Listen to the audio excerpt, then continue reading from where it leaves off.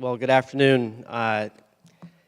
Being about 30 or 40 minutes away from the finality of the conference, after we've already planned what we're going to do next, it leaves Matthew and Alder and I a little bit wondering about what more we can add here. So we do know we're going to be brief. It's been a great conference. A lot of take-homes here that we all can share. I'm looking at one I'm going to go with, which is an attitude of gratitude. I completely believe that. You know, we're bringing the best that we have here. And so speaking of that, I want to announce I've got 3 diehard staff here that have stuck through the whole conference. Susan Hayden with the Water Agency, who's in the back there. Tim Anderson, who's been doing a lot of capturing what's been said. And then Dale Roberts, who's going to be the one you either blame or thank for my presentation. Dale's on the technical review panel and provides a lot of input, working with many of you that are really helping the policy folks decide what it is we need to be doing. So hopefully I can figure this out. I'm going to make this as brief as I can. Which button am I going to be hitting? Page button. This seems to be, and is it the bottom one? There we go. Okay, that's easy enough. So just briefly to run through this, I am going to try and be a bridge between Alderon on to Matthew, linking climate change and adaptation, which is so important. I really am delighted that Alderon is on Humboldt Bay. When you look at somebody with that type of strategic thinking and advanced planning, it's the type of thing that we're going to be required to come forward with. And so the water agency is in a similar mode, looking at our entire region, which is the Mendocino, Sonoma, Marin County area, but thinking of it in terms of what this region is going to be doing to adapt to climate change. And his point there I share. It's already upon us. Whether you believe it or not, it's just a matter of how do we respond to increasing extremes, both on the dry and wet order. So very briefly, the water agency, we serve water to about 600,000 people. We have flood control responsibilities. You heard Mike Thompson, our assistant general manager, talk about those yesterday. And then we have 8 different sanitation zones and districts that we're responsible for. The only way to do this is to look at it as an integrated resource management equation. And so that's something that we as an agency are already equipped to do. We're fortunate that way. Our board of supervisors is also our board of directors. So if it's going to happen, I think it's going to happen with those type of integrated governance structures already. So our climate adaptation strategies are going to already be integrated along with our partners. And you can't do this without partnerships. And as Alderon showed in his adaptation strategy, you've got to do your stakeholder outreach, do your input, do your stakeholder involvement before you actually launch. And I think that's a lot of what we represent here as the New Resources Partnership for the North Coast. Innovation is something I like to say that's going to be required as well. We in the North Coast, it's my proposition, are going to be successful when we are working toward our combined creative energy and maximizing our ability to collaborate. That is something, quite frankly, that few other regions can do and do it as well as we are. So our innovation is going to be working in partnership and doing things that are going to be unique, and more importantly, I think the fact that our state supporters from the Water Resources Control Board and Department of Water Resources have stuck it out for this entire conference is a testament that we are grateful for your involvement and your support. And I think if you bet on this region, we're going to get you something that you can actually replicate and be proud of. So that's my fundamental belief here. So going into this, I just want to say, what's the basic question? Why do we care about reducing greenhouse gas emissions? And when you are responsible for securing our future and our water supply for future generations, believe me, you have no other choice but to take this approach. We're very susceptible to climate change, and since we're one of the largest energy users, you'll see why we're putting so much into the idea of renewable energy and something called carbon-free water. Not to get too technical here late in the day, but we have a 2012 climate study that came out from USGS for the Russian River Basin. And you have 2 essential models. They're parallel climate models. One has got more of a higher carbon concentration, and then NOAA has another model that's the geophysical fluid dynamics model, and that's something only Dale will know. But the end result is that under any scenario, we are going to be looking at conditions where you have rising temperatures. You're also looking at shorter wet seasons. You're looking at longer dry seasons. Not really good for water management purposes. You're going to have more droughts and extreme high flows. These are things that we're going to be grappling with in the future, and we need to prepare for right now. So increases in climatic water deficits impose demands on irrigation, vegetation, other organisms that necessitate fresh water. And the only way to do this is with an approach that is fairly integrated. So with that, the Sonoma County Water Agency Board of Directors actually established an energy policy, two-pronged approach. One is that we're going to be delivering our water with renewable energy by 2015. It's called carbon-free water. We're paying a price for it, but we're well on our way there, and I'll go into that in a bit. And we also are going to be collaborating to produce projects of regional benefit, and those are some of the themes I want to talk about a little bit in my time before we hand it on to Matthew.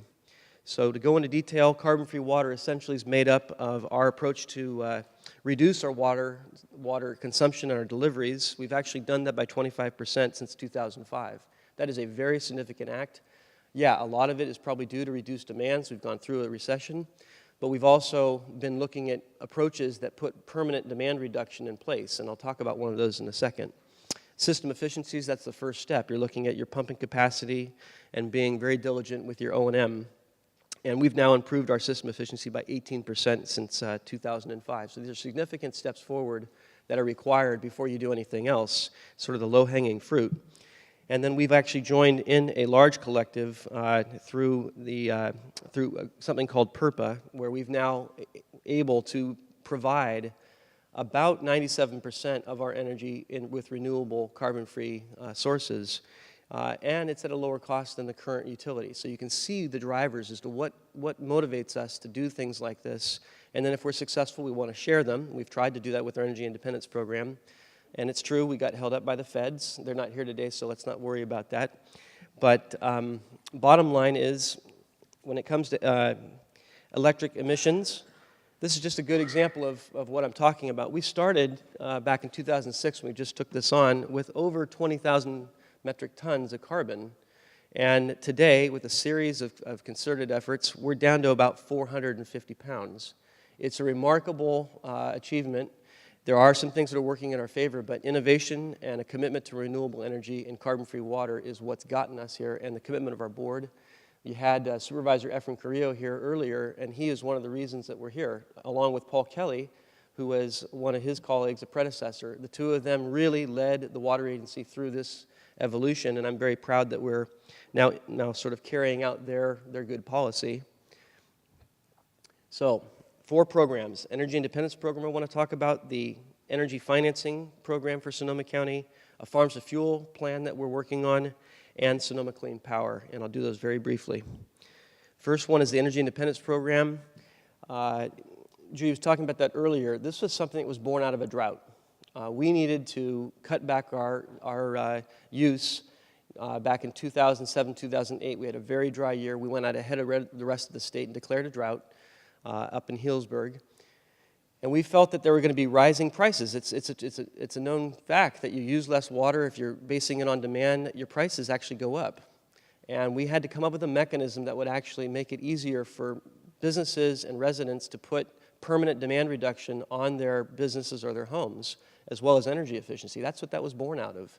And we worked collaboratively for some time and came up with a Sonoma County Energy Independence Program. You put this on your tax bill, and it makes it feasible for folks to put provisions in, and it's still a sound idea. We actually have, I think it's going to show here, what is that? I'm going to race through this either way. So about $60 million has been invested of our money at this point, and you can see the type of job creation that's occurred, the demand reduction in both energy and water supply that's occurred, and this has just exploded across the nation. There are about 30 different programs up and running right now. The next iteration I'd like to bring this to is actually replacing laterals, and I'd like some help with the North Coast on this one. If we could actually come up with a mechanism that would allow folks to replace their laterals for sanitation purposes and put it on their tax bill, that would be a breakthrough. And I know the idea has been percolating, but it's an example of how you can finance some of this stuff. And just because Freddie and Fannie aren't happy with it, who knows? We're still up and running, it's still going, and I'd like to see it expedited to the North Coast, and so I'm not going to give up on this.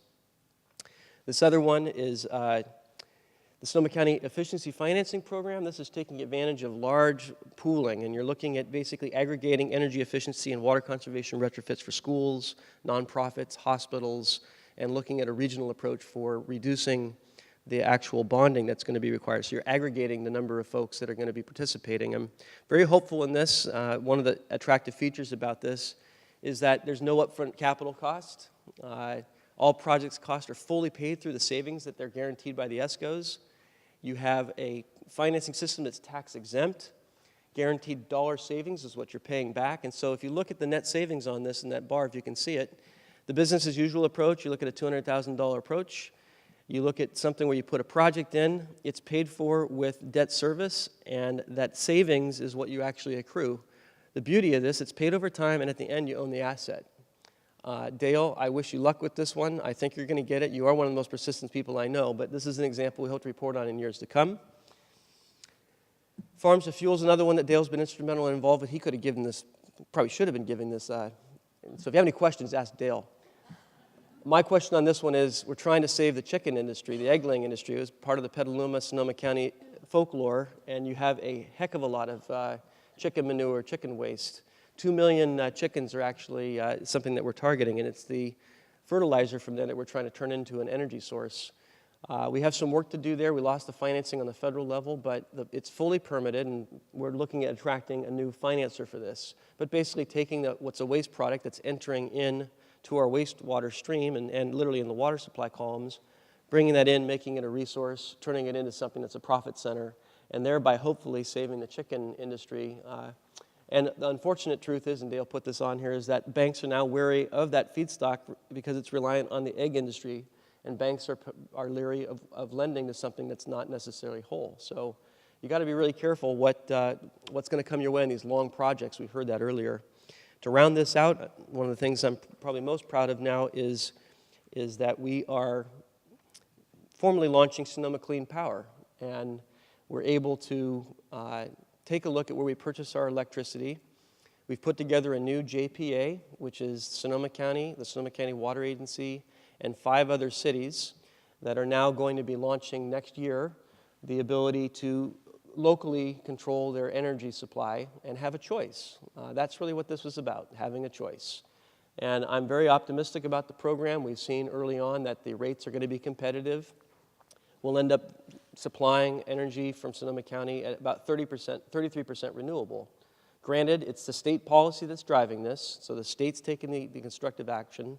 We built our program based off of Marin County, learned the lessons the hard way, and have refined the program now to where in 2014 we'll launch. And what I would suggest then is the whole North Coast look to see how we're doing and improve upon whatever we come up with. It's a long-term process. And so the theme of the day for me, like this whole region, is that we need to work together. We need to learn about what works. We need to be exporting what works. But for whatever purpose, it's making sure that we are seen as a North Coast region that can leverage every dollar that's going to be invested, that we're going to look for new and innovative ways to share our resources. But at the end of the day, we effectively are trying to do a better job as a regional form of governance than other regions of not only California, but the West. And that's how we're going to compete for resources at the federal, state, or local level. So very proud of what we're doing, but it's not the only game in town, I assure you. Sonoma County is just one of many others, and I'm so proud that the tribes are part of this and that we're building something that's going to last. Hopefully we'll be coming back for years here in Fortuna and talking about all the other great things that have happened since we were here this time. So Matthew, you're going to be up to round us out and get us out of here probably earlier than 3 o'clock, believe it or not, and that's a tribute to our good chair and vice chair of the Resource Partnership. So thank you.